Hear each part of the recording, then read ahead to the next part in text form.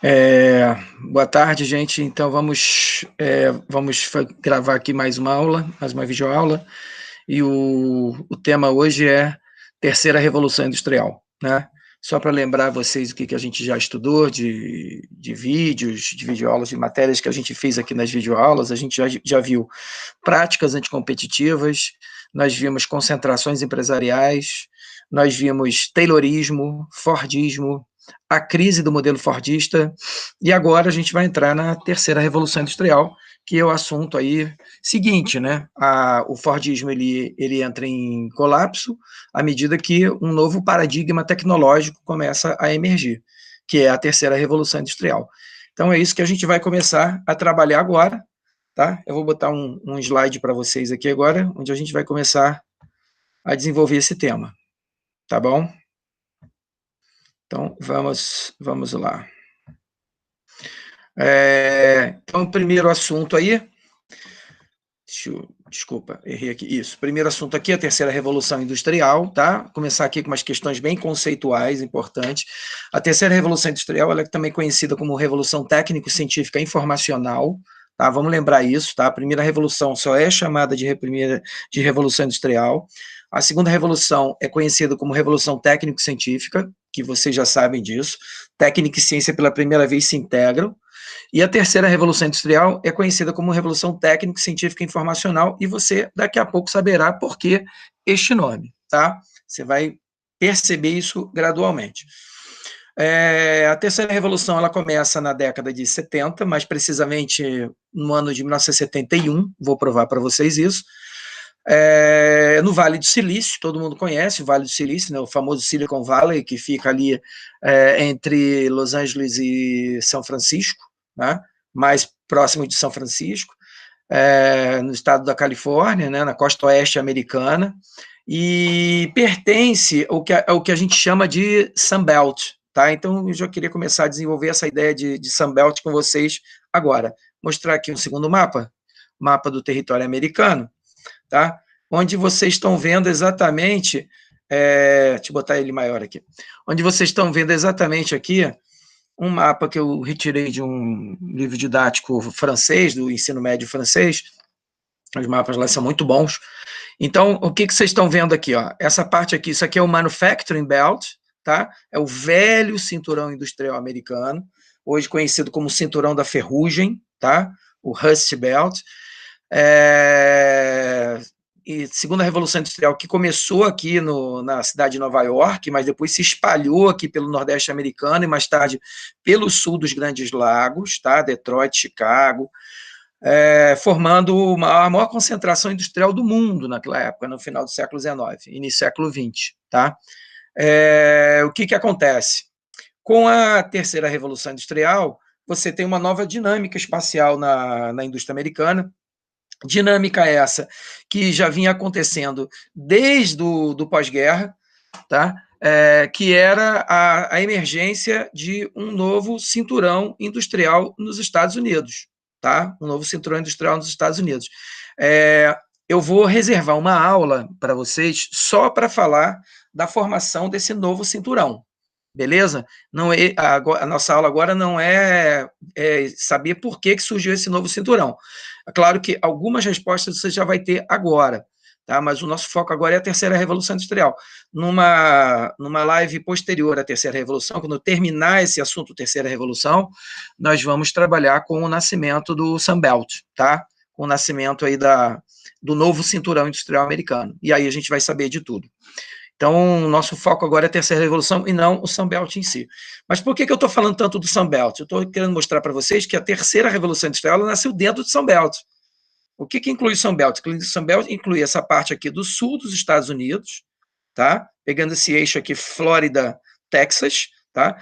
O mapa está mostrando até um pouquinho aqui da costa leste, mas a gente trabalha mais com esse eixo Flórida, Texas aqui, pegando aqui esses estados também aqui na fronteira do México, né?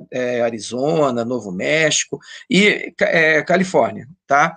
E também aqui o estado de Washington, tá? Também teve um forte dinamismo industrial no período pós-guerra, tá? Estado de Washington, tá, gente? Vai confundir com a capital federal, não, aqui é o estado de Washington, onde você tem aí Seattle, como a cidade aí mais importante. Bom, então o que acontece? A terceira revolução industrial, ela nasce aqui, ó, nessa estrelinha aqui, ó, que está marcando, tá vendo? O polo dinâmico aí. A terceira revolução industrial, ela vai nascer mais precisamente, deixa eu voltar aqui para vocês no outro slide, ela vai nascer mais precisamente no que a gente vai chamar de tecnopolo, tá? Onde nasce a terceira revolução industrial, justamente onde nasce o primeiro tecnopolo. Então, essa é uma das provas de que uma nova revolução vai surgir. Por quê? Porque o tecnopolo, ele é a prova concreta de que há um novo padrão de desenvolvimento de tecnologias. Tá? O tecnopolo é quando você tem a integração entre a produção científica das universidades, dos institutos de pesquisa e das empresas. Tá? Então, pela primeira vez, você tem ali uma forte integração entre a produção intelectual das universidades e das empresas. Claro que esse processo não começou em 71, mas ele já vinha se desenvolvendo desde o final da Segunda Guerra Mundial, se intensificou com a Guerra Fria, vocês vão ver uma forte relação disso com a Guerra Fria.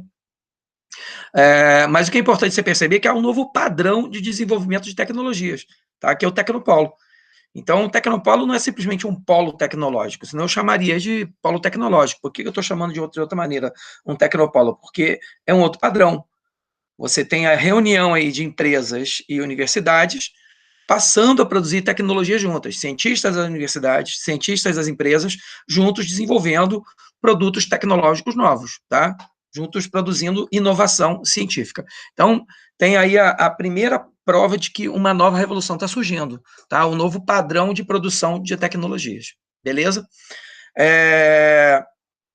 E o que surge nesse tecnopolo? Tá? Para a gente saber a importância disso. Pela primeira vez, você vai ter o desenvolvimento do primeiro, deixa eu escrever aqui para vocês, do primeiro microchip, tá? Do primeiro microchip. Ou seja, em 1971, tá? O primeiro microchip é desenvolvido. E por que o microchip é tão importante, assim, uma espécie de símbolo da terceira revolução industrial? Porque o microchip permitiu, primeiro, a redução do tamanho dos computadores. Os computadores eram imensos. Lembre que aquele primeiro computador lá, produzido no final da Segunda Guerra Mundial, ele era gigante, ele era do tamanho de uma sala bem grande, processava lentamente e armazenava pouca informação. Com o microchip, você vai ter uma redução drástica do tamanho dos computadores, como esses que a gente trabalha hoje, e, ao mesmo tempo, a redução do custo desse produto, né? A médio prazo, esse produto vai ficar barato, e mais importante, né? Você vai poder levar ele para casa. Então, isso vai promover uma difusão dessa tecnologia. E você vê, olha a importância disso, né? A gente hoje se comunica pela internet, basicamente. Você vê, essa aula aqui não seria possível sem internet. As escolas estariam hoje em colapso sem internet. Se a internet tem hoje a capilaridade social que ela tem, em muitos países, não estou dizendo que todo mundo tem acesso à internet, mas o acesso à internet cresceu assim vertiginosamente, cresceu numa função aí exponencial aí nas últimas décadas, por conta da redução do tamanho dos computadores, da redução do preço dos computadores. Então, isso mostra para a gente que a internet sozinha ela não teria gerado essa revolução. Ou seja, a difusão dessas novas tecnologias de informática, de microinformática, permitiram a difusão da própria internet, né?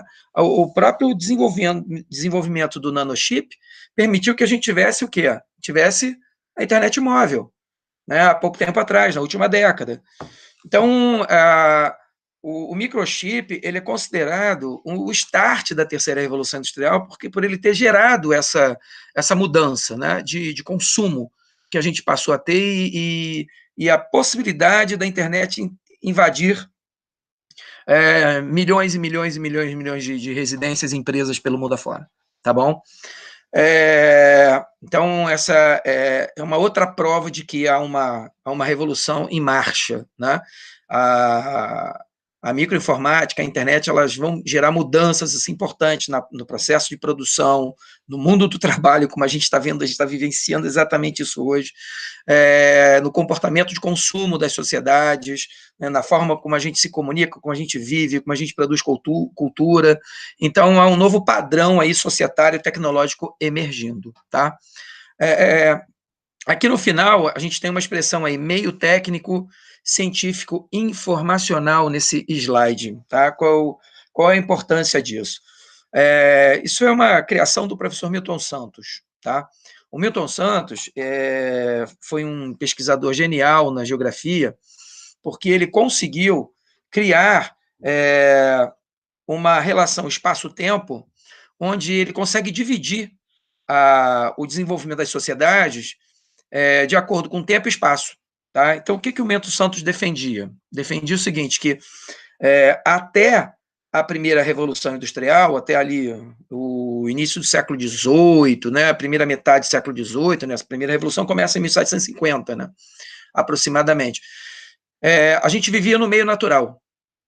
O que significa isso? Que a capacidade do homem de interferir na natureza, a capacidade do homem de interferir no espaço, era muito pequena. Tá? Então, ele diz que a gente vivia basicamente num mundo natural.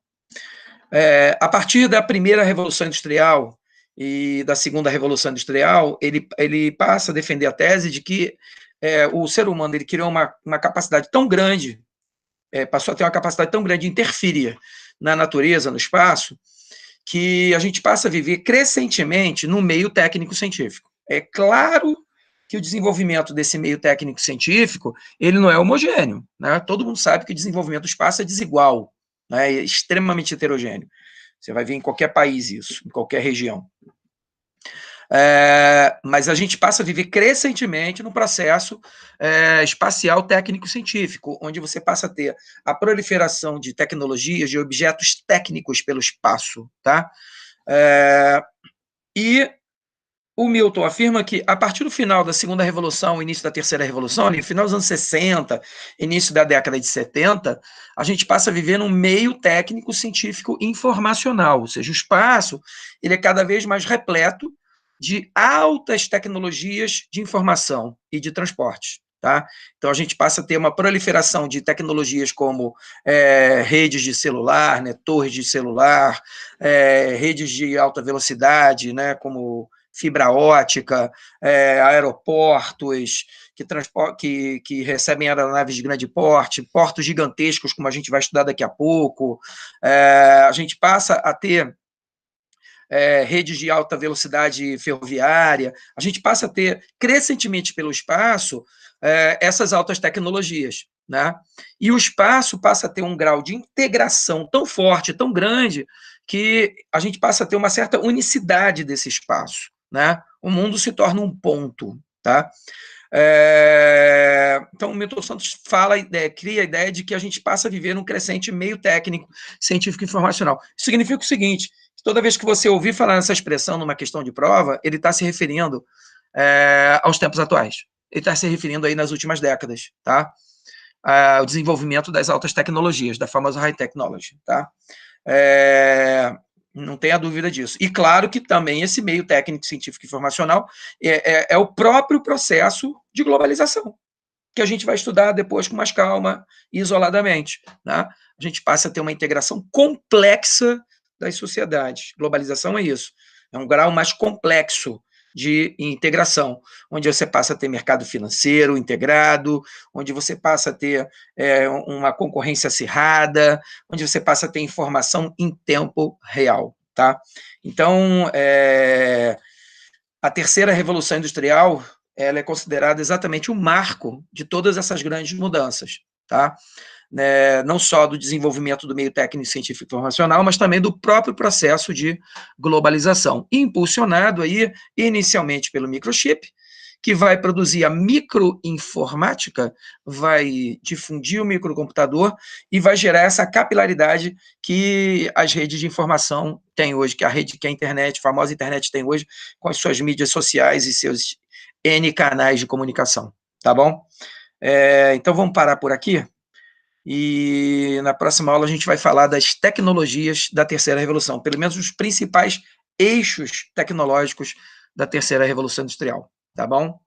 Então vamos encerrando por aqui. Deixa eu salvar isso aqui e vamos parando. Um abraço.